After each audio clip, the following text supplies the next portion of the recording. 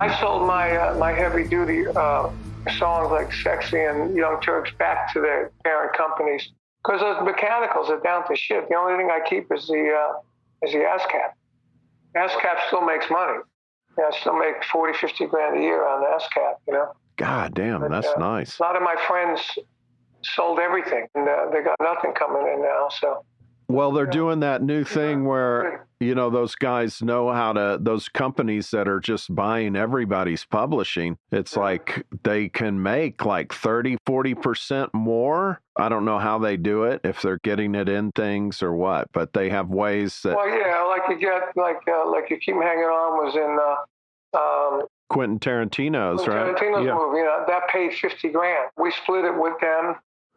Split it with the writers, and then we split it with Atlantic. Band ended up getting $12,500, but I made a deal personally with them because the Quentin's office thought that the Illusions of My Childhood, which was actually this stringing crazy thing that we used to put in between on the first album, starts off the album, then we go into Hanging On, then it comes back again, take me for a while, then it comes back again, and ends the album on the first side. That was what Illusions of My Childhood was. But they thought Illusions of My Childhood was the whole intro to the song. Until we started singing, Set Me Free, I said, well, fine, it is. From now on it is. And they paid us an extra 10 grand for that, to me personally. So in essence, we got 22.5 out of it. But the good thing is, it quadrupled our royalties.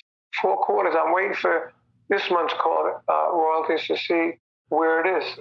Still up in that range, or if it's going back down to where it used to be. Then you got things like Sound Exchange and PPL, which is, they give you sidemen airplay. And if you own bands, they collect anytime it gets played on the radio or on YouTube or whatever, you get some money. When you look at the timeline of things, it seemed like in 2010, that's when people really started to get the streaming thing. At least record sales were still kind of happening then. Is there a point where you're like, there was a huge drop at this year or this time? I think it was around that 10, 11, 12, around there. Because I sold the rights back to Sexy because, this thing used to make tens of thousands of dollars a year. Sometimes hundreds, Sexy and Young Turks. And it was down to 8 grand. Just overnight? Yeah, like gradually, maybe like 2009, 2010, that kind of thing. Right. But up to that point, that would bring in just huge dollars, even through the 90s? Well, it slowed down. It used to, it depends if you get into a movie, like Sexy was in the chocolate Chips Ahoy commercial, when my share was like 20 grand. So that's what when they bought all that stuff back, that's what they do with it. They try and get it in commercials and try and do this and that. I did a song with a friend of mine, Dean Parrish, who was big in England. And we did a remake of that song and a few other songs for Cleopatra. And Cleopatra got it in a milk commercial, and we made like $20,000 off the song. We got no advance hardly from them. That's how they make money.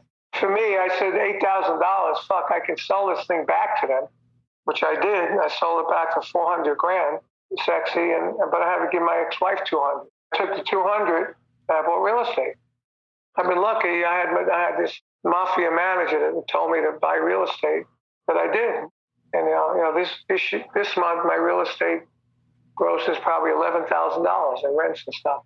Plus I got the royalties and the playing, so I'm still doing okay.